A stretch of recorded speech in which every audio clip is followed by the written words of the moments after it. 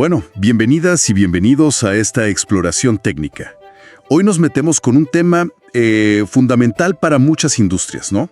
Especialmente la automotriz. Vamos a hablar de la norma ISO 16232.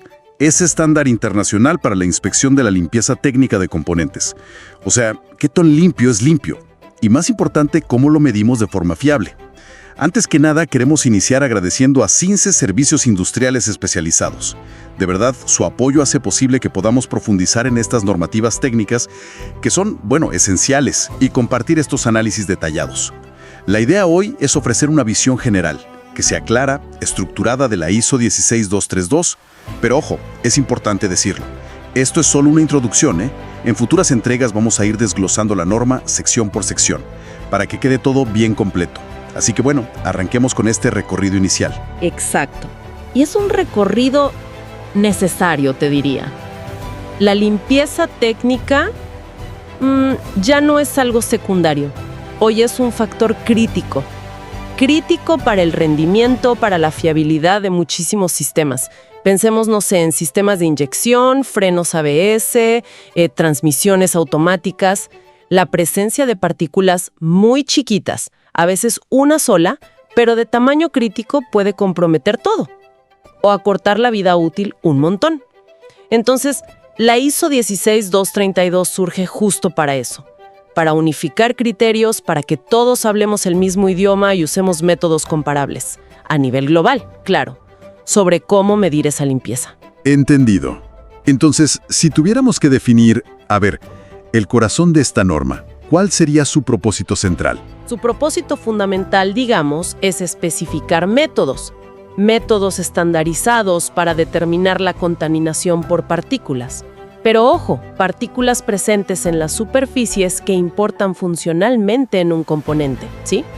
El flujo general es, primero hay que extraer esas partículas del componente. Se usa un fluido o aire. Segundo, recolectar esas partículas. Generalmente se atrapan en una membrana de filtro. Y tercero, analizar lo que juntamos en ese filtro. Y acá hay un detalle crucial, Este proceso de inspección, por cómo es, altera para siempre el estado de limpieza original del componente. O sea, no puedes volver a medir la misma pieza esperando el mismo resultado inicial. Ya la limpiaste al medirla. Eso que mencionas, que la prueba, destruye la condición original de limpieza. Suena como un desafío importante para la validación, ¿no? Si no puedo volver a medir la misma pieza para verificar, ¿cómo asegura la norma que los resultados sean fiables? Y sobre todo, comparables, entre diferentes momentos o incluso diferentes laboratorios. Muy buena observación. Es una de las claves de la norma, sí. Para asegurar la validez y la comparabilidad, a pesar de esa naturaleza destructiva de la medición, la ISO 16232 se apoya fuerte en dos pilares conceptuales, El primero es la cualificación rigurosa del procedimiento de extracción. Esto es fundamental. Antes de decir, este método sirve para esta pieza, tenés que demostrar que es eficaz, que saca la gran mayoría de las partículas que podrían desprenderse. Esto se hace con las llamadas pruebas de decaimiento. ¿Qué son? Aplicas el método de extracción varias veces sobre la misma pieza o piezas idénticas y analizas cuántas partículas sacas en cada repetición. Se considera cualificado si en la última extracción sacas muy poquito, específicamente menos del 10% del total que acumulaste en todas las extracciones juntas. Eso te dice, listo, ya saqué casi todo lo que se podía sacar. El segundo pilar, igual de crítico, es el control estricto del nivel de blanco, el blank level. ¿Qué es esto? Es la contaminación que, inevitablemente, mete el propio proceso de inspección. Partículas del aire del laboratorio, del equipo que usas, de los líquidos de limpieza, hasta las que puede aportar el operario al manipular la muestra, ¿no? La norma exige que esta contaminación de fondo sea mínima y conocida. Concretamente, el nivel de blanco tiene que ser mucho menor que la contaminación que esperas encontrar en la pieza. La regla general es que no supere el 10% de los límites de limpieza que se especificaron o se esperan para ese componente, tanto en masa como en número de partículas. Claro. Si el blanco es alto, te puede tapar el resultado real de la pieza o inflarlo falsamente. Entiendo. Entonces, la fiabilidad no viene de volver a medir, sino de asegurar dos cosas. que el método para sacar las partículas sea exhaustivo, casi total, Ajá. y que el proceso en sí mismo sea muy limpio. Que no añada ruido, digamos. Hablemos de esa extracción. Mencionaste fluidos o aire. ¿Qué tipo de técnicas específicas propone la norma para hacer esa extracción cualificada? Bien. La norma detalla una variedad de técnicas, ¿sí? Las podemos agrupar en dos grandes familias: extracción líquida y extracción por aire. La elección, dependerá del tipo de componente, su geometría, qué tipo de contaminante esperas encontrar y los requisitos de limpieza que tengas, claro. Dentro de la extracción líquida encontramos métodos que usan la energía del fluido mismo. Por ejemplo, el enjuague a presión. Un chorro controlado de líquido pega en la superficie y arrastra las partículas. Pura energía cinética. También está la vibración ultrasónica. Ahí sumergís la pieza en un baño líquido y aplicas ultrasonidos. Estos generan un fenómeno que se llama cavitación. Son como microburbujas que se forman y colapsan muy rápido. Actúan como un cepillado microscópico, súper efectivo para desprender partículas pegadas. Interesante eso. Y es muy potente. Para piezas con huecos internos se usa el enjuague interno. Hace circular el líquido con turbulencia por adentro. Hay otros métodos también, como la agitación de la pieza con líquido adentro o incluso la disolución previa si tenés capas de grasa o protectores que estén atrapando las partículas. ¿Y por el lado del aire? Por el lado de la extracción por aire, las técnicas son parecidas pero usando aire comprimido. Tiene que ser aire limpio y seco, obviamente. Tenemos el chorro de aire, similar al enjuague a presión líquido, pero con aire. Y la extracción por flujo de aire, que es hacer pasar una corriente controlada de aire a través del componente. Útil para piezas que van a trabajar con gases o aire en su aplicación final, ¿no? Algo importante que la norma recalca mucho para lograr esa comparabilidad que buscamos. Sí. Es que durante la cualificación tenés que usar y documentar parámetros iniciales estandarizados para cada técnica. Presiones, caudales, distancias, frecuencias de ultrasonido, tiempos, potencias. Todo bien definido. No vamos a entrar hoy en cada número, pero esta rigurosidad en definir y registrar las condiciones de extracción es fundamental para poder comparar un resultado de hoy acá con uno de mañana en otro lado. Queda clarísimo. El cómo sacamos las partículas es crucial y está muy estandarizado. Bien, una vez que usamos una de estas técnicas y las partículas quedan flotando en ese líquido o arrastradas por el aire, ¿cuál es el siguiente paso lógico para poder analizarlas? El siguiente paso es concentrarlas y aislarlas.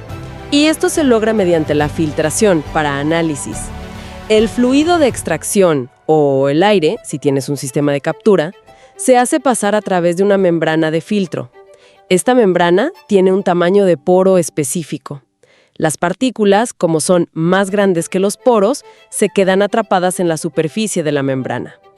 La elección de esa membrana es vital, ¿eh? Tiene que ser químicamente compatible con el fluido de extracción, para que no se desarme. Tiene que tener el tamaño de poro adecuado. La regla general es que sea entre 5 y 10 veces más chico que la partícula más pequeña que te interesa detectar con seguridad. Y sus propiedades ópticas o físicas tienen que ser aptas para el método de análisis que vas a usar después. Por ejemplo, para el análisis estándar que define la norma, que se enfoca en partículas de 50 micrómetros para arriba, se suele recomendar una membrana de malla tejida de PETS, éster eftalato de polietileno, con poros de 5 micrómetros. Estas membranas dan una superficie muy plana y un buen contraste cuando las miras al microscopio. Y por supuesto, el manejo de estas membranas, antes, durante y después de filtrar, tiene que ser extremadamente cuidadoso, para no meterle contaminación de afuera ni perder las partículas que ya juntaste. Son, digamos, el soporte físico de tu resultado final. perfecto. Tenemos las partículas extraídas de forma controlada y ahora atrapadas sobre esa membrana de filtro. Llegamos al momento de la verdad, el análisis. ¿Qué nos dice la ISO 16232 sobre cómo examinar lo que encontramos en ese filtro? Bien, la norma estructura el análisis en 3 niveles, o categorías, podríamos decir. Depende de cuánta información necesites y para qué sea la medición. Tenemos el análisis estándar, el análisis extendido y el análisis abreviado. Ok. El análisis estándar es como el procedimiento base, sí, el que más se usa para verificar si un componente cumple con una especificación de limpieza. Por ejemplo, una acordada entre un fabricante y su cliente. Este análisis estándar incluye dos técnicas principales. Se pueden usar solas o combinadas: la gravimetría y el análisis óptico-lumínico. A ver, contame de esas dos. La gravimetría es simple en concepto. Pesas la masa total de partículas que quedaron en el filtro. Comparás el peso del filtro antes de filtrar con su peso después de filtrar y secar completamente la muestra. Para que sea fiable, eso sí, requiere un acondicionamiento muy cuidadoso del filtro. Hay que secarlo hasta que su masa sea constante antes de cada pesada, para que la humedad no te meta error. Su limitación es la sensibilidad. Generalmente no es muy práctica para detectar masas totales de partículas muy bajas, por debajo de unos pocos miligramos. Pongamos 3 miligramos como referencia. ¿Y la otra? ¿El análisis óptico? El análisis óptico-lumínico, en cambio, te da muchísima más información. Usa un microscopio óptico, muchas veces automatizado con una platina que se mueve y una cámara digital o un sistema de escaneo parecido. ¿Para qué? Para detectar, contar y medir individualmente cada partícula sobre el filtro, siempre que sea igual o más grande que un tamaño definido, que típicamente es 50 micros para el análisis estándar. Este método te permite saber no solo cuántas partículas hay, sino también cómo se distribuyen sus tamaños. Usualmente se mide la longitud máxima, a veces la llaman Fered Max, y las clasificas en rangos, cuántas miden entre 50 y 100 micros, entre 100 y 150 micros, etc. También puede caracterizar la forma, distingue fibras de partículas más compactas e incluso, opcionalmente, puede intentar identificar si tienen brillo metálico o no. Ese análisis óptico suena potente, sí, pero también complejo de hacer bien. Lo es. Para que los resultados del análisis óptico-lumínico sean fiables y comparables, necesitas un sistema bien calibrado, óptica y mecánicamente. El software de análisis de imagen es clave. Tiene que manejar cosas como la resolución. La norma recomienda que la partícula más chica que quieras medir ocupe al menos 10 píxeles en la imagen digital, para medir bien su tamaño, ¿se entiende? Sí, sí. También es crucial la binarización. O sea, cómo el software distingue el borde de la partícula oscura contra el fondo claro del filtro. Y tiene que tener algoritmos para manejar partículas que quedan cortadas en los bordes de las imágenes que va capturando. Además, aunque esté automatizado, es fundamental la validación por parte de personal entrenado. Alguien que pueda revisar y corregir si el software se equivocó al identificar o medir algo. Entendido. Eso cubre el análisis estándar. ¿Y los otros dos que mencionaste? ¿Extendido y abreviado? Bueno, el análisis extendido entra en juego cuando necesitas saber más sobre las partículas. No solo cuántas son y qué tamaño tienen.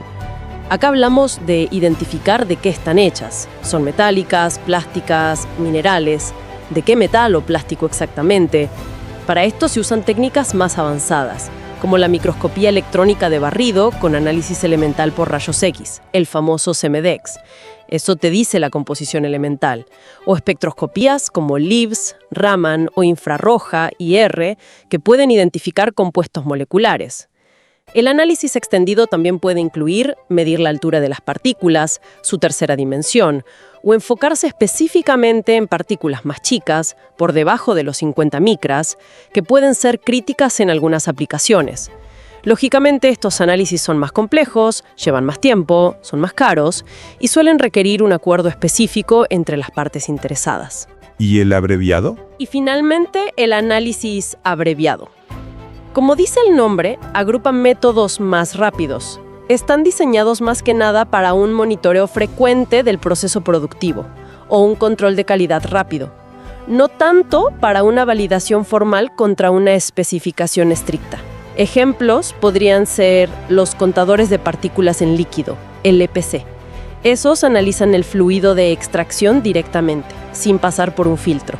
O métodos que miden cómo las partículas van tapando un filtro, de forma indirecta. Sus resultados suelen ser menos detallados o precisos que el análisis estándar. A veces te dan un índice general de limpieza, en lugar de un conteo y tamaño partícula por partícula. Vale. Creo que hemos recorrido todo el proceso. La necesidad de medir, los pilares de la fiabilidad, extracción cualificada, control de blancos, los métodos para extraer, filtrar y los diferentes niveles de análisis. Si tuvieras que resumir el significado práctico de todo esto, para alguien que necesita aplicar o entender esta norma en su trabajo diario, ¿cuál sería el mensaje clave? Pensaría en la necesidad de explorar y comprender los análisis desde una dimensión más amplia, y no tan solo con soluciones puntuales. El mensaje clave es que la ISO 16223.2 da un marco metodológico detallado y riguroso, esencial para la industria moderna, de verdad. Su objetivo es que la evaluación de la limpieza técnica sea consistente y comparable, no importa quién haga la prueba ni dónde. Esto permite tomar decisiones técnicas y comerciales con buen fundamento sobre la calidad, la funcionalidad, la fiabilidad de los componentes, especialmente aquellos donde la contaminación que queda puede tener consecuencias graves. Implementar bien la norma depende críticamente de seguir esos procedimientos al pie de la letra, cualificar los métodos de extracción para cada tipo de pieza, mantener un control férreo del nivel de blanco y documentar exhaustivamente cada paso y parámetro. No es una norma trivial de aplicar. Ciertamente requiere invertir en equipos adecuados, en personal capacitado, pero bueno, establece las reglas del juego necesarias para asegurar la calidad en un mundo con tolerancias cada vez más exigentes. Un panorama completo, sí señor. Y sin duda técnicamente denso, pero fundamental, como decías. Como advertimos al principio, esta ha sido una vista de pájaro a la ISO 16232. Confiamos en que esta introducción haya sentado buenas bases. Manténganse al tanto, porque en nuestras próximas entregas vamos a profundizar en secciones específicas de la norma. Vamos a desglosar los detalles punto por punto. Reiteramos nuestro agradecimiento a CINCE Servicios Industriales Especializados por patrocinar esta serie.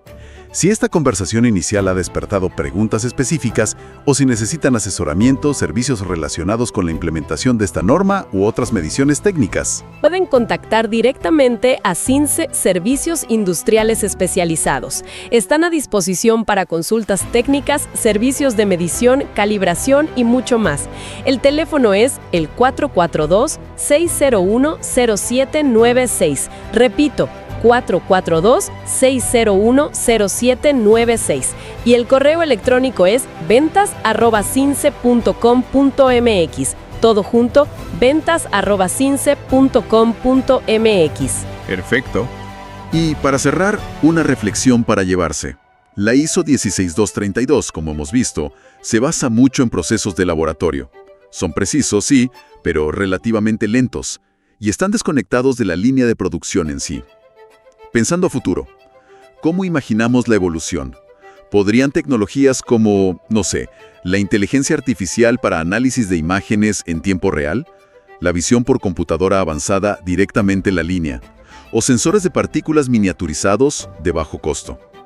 ¿Podrían estas tecnologías transformar la inspección de limpieza? ¿Podríamos llegar a tener un control 100% en línea, detectando problemas casi al instante? ¿Qué barreras habría que superar? Técnicas de validación de costo. Y por otro lado, ¿qué beneficios traería para el control de procesos y la prevención de defectos? Una ventana interesante al futuro de la calidad industrial, ¿no? Gracias por acompañarnos hoy. Hasta la próxima.